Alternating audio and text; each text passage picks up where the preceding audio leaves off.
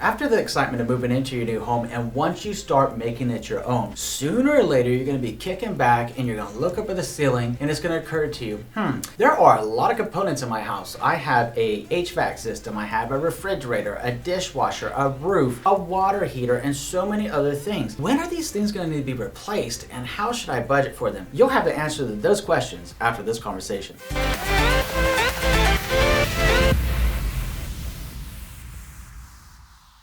My name is Andrew Finney, and my passion is helping you make sense of real estate. If you need help finding a top agent where you live, or if you simply want to drop me a line to say hello, my contact info is below. If you're new here, please go ahead and subscribe to this channel now and like this video. Thank you. All right, my friend, let's take a closer look at the 12 components that most frequently are asked about that will, at some point, depending on how long you own your home, will need to be replaced. The first thing is the roof. The life expectancy of a roof actually depends on what part of the country that you live in and what type of roof that you have. According to the National Association of Home Builders, a tile, slate, or copper roof can last for as long as 50 years, while a wood shake roof should last roughly 30 years, and you should be able to get 25 years out of a fiber cement roof. And with asphalt shingles, you should be able to get roughly about 20 years of life expectancy. So depending on the age of the home and the last time the roof was either replaced or repaired will give you a good idea of what to prepare for in terms of time to save the money to replace it. The second thing that'll go out at some point is your refrigerator. Now, our refrigerator is critically important. I don't know about you, but I like to rate that thing and consider it my in-house grocery store. You might feel the same way too. So how long will it last before you need to replace it? On average, you can expect about 6 years to 15 years of life from your refrigerator. The difference in the time frame depends on the kind of refrigerator you get. I always suggest that you have an Energy Star rated appliance and make sure that it's a good quality. This is something that done correctly, you can get up to 15 years of life from. So look at it as a long-term investment by buying a quality refrigerator. If you're wondering what often goes out on a refrigerator, according to Angie's List, you could expect your ice maker to go bad, the main motherboard control panel for the refrigerator, and also clogged drains. The easiest way to make sure that everything is on the up and up with your refrigerator is to replace your water filtration system when it needs to be replaced and ensure that there are no clogs in your drains. Now, the motherboard going out, that's a little bit of a different animal, but it's something to be aware of. So a good home warranty, you'll want to ask them if they cover that. The third thing in a lot of our homes is a dishwasher. So how long is that thing going to stay good for? Fortunately, Good Old Consumer Reports already did a survey for us when they asked 13 different manufacturers of dishwashers what is the reasonable lifespan to expect for a dishwasher. They concluded that roughly 10 years of great service from a dishwasher is completely normal. They did say a couple of really important things to follow to get the most life out of that dishwasher are following the directions in your owner's manual and also cleaning out your dishwasher frequently. By doing a couple of maintenance things that are very simple, you can enhance the life of the dishwasher. The fourth thing is your washing machine. Now, this is something that we give a beating to. I don't know about you, but I will definitely be one of those people that probably put in way too much than you should in the washing machine. So it's a little bit important for me to learn not to do that. I'm kind of bad about that, especially with blankets and then the things like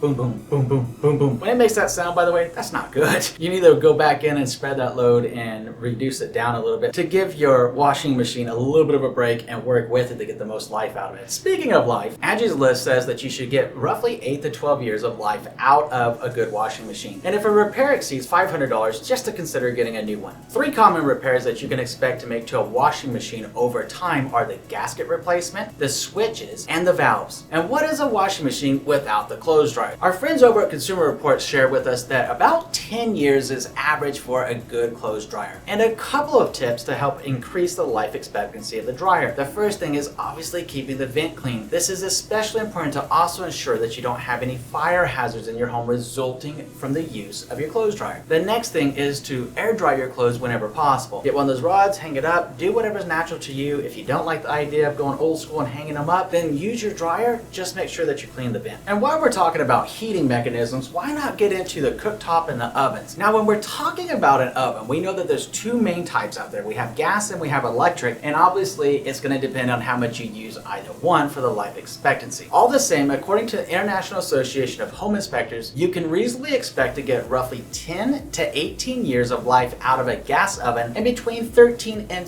15 years for an electric oven. Which takes us to number 7, and that's your HVAC system. Now, if you're wondering what HVAC stands for, it's simply an acronym for heating, ventilation, and air conditioning system. Or in short, simply the climate control in your house that makes your home comfortable for you. With proper upkeep, you can generally expect to get between 15 and 25 years of life out of your HVAC system. Taking very good care of your HVAC system is going to save you a lot of money, keep you comfortable, and keep in mind when we're talking about proper upkeep, perhaps the best thing that you could do, contact your favorite HVAC professionals and technicians in your area and set up at least a once a year maintenance on your system. It's normally suggested to have 2, and one is to check the heat before the winter and one is to check the AC before the summer. Having it checked on frequently and charged up to make sure everything is in good working order will expand the life of your HVAC system. And when the temperatures rise, that's when number 8 comes into play, which is the deck if you have one. Now, this is going to be a lot like the roof. The life expectancy of a deck really depends greatly upon what kind of climate that you have where you live. Now, the International Association of Certified Home Inspectors suggests that decks made of wood planks will last roughly 15 years, while a composite deck can get anywhere from 8 to 25 years of life. The big difference in between whether you get 8 to 25 years out of the composite decking depends on the building material itself and the quality that you purchased when you installed your deck. Obviously, a higher quality here is going to be massively beneficial to giving your deck longevity and a lot of fun to you over the years. And number 9, we're going to be talking about man's best friend, or at least ways a spot that the ladies of the house will normally let us say, or our throne, the toilet. And when it comes to the throne for the man in the house, it can be very difficult to assess how long that bad boy is going to last. It really depends on how much you use it and whether you get leaky toilets or not. Now, most commonly, it's very simple to fix a toilet by simply going in and replacing the guts of the toilet. You know that little flapper thing that you actually push, or the button that you push all the time to flush it anyways? Well, yeah, those things do need to be replaced from time to time. If you have a leak that's going into your toilet bowl, normally that's what it's coming from. If you notice dripping going down, then maybe it's simply a hose. Fortunately, both of those components are normally pretty inexpensive when considering the replacement cost of a toilet. So take a quick trip over to the home store and fix your throne today. And with water on the mind, let's take a consideration of number 10, which is the water heater. Now, Angie's list was shared with us that a typical water heater will need to be replaced about every 10 years. So plan that into your budget. It's also worth noting that if you have a good home warranty, that normally a water heater is considered one of the replaceable things for your deductible amount. It's not a bad idea because a water heater will generally cost you somewhere between $1,000 and maybe even $1,400 depending on the kind of water heater you get, by maybe a $50 or $75 deductible with your home warranty. It's up to you whether you like the home warranties or not. Just keep in mind it is different than your homeowner's insurance. All the same, be prepared to replace your water heater to keep your water just right for you every 10 years. There are 3 signs that a water heater is about to go bad. The first one is rusty water. The second one are leaks from the unit. And number 3 sounds like when we're all really hungry, that rumbling, grumbling sound that happens, except much, much louder. If it's coming from your water heater, it's giving you an idea it's getting ready to croak.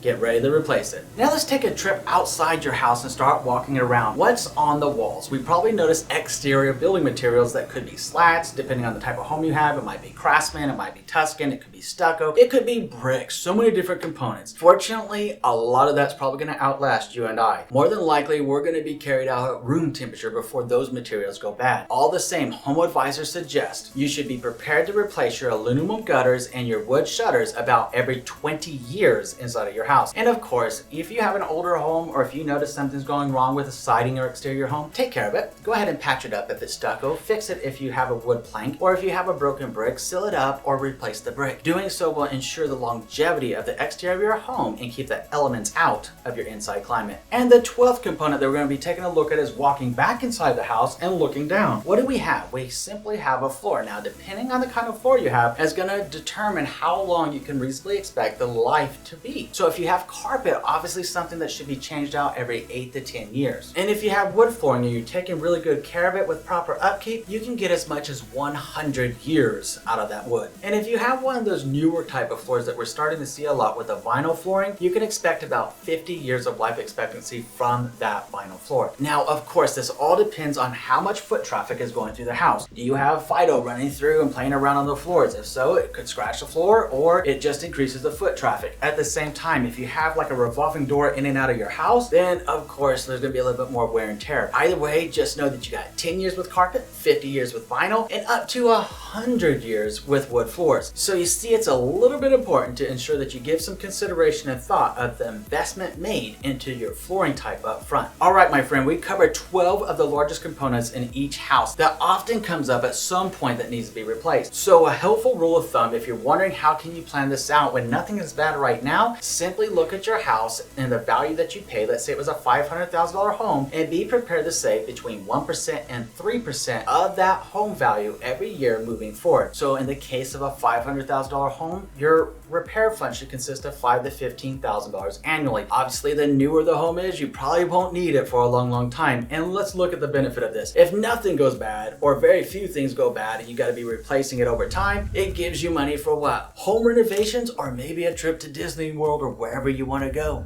Wherever you want to go, could be space. So my friends, so now that you know the 12 components and a realistic life expectancy of them, let's talk about 19 things that new homeowners should do to save money, and 7 things most homeowners don't know they need to do. Looking forward to our next conversation. We'll see you in a few.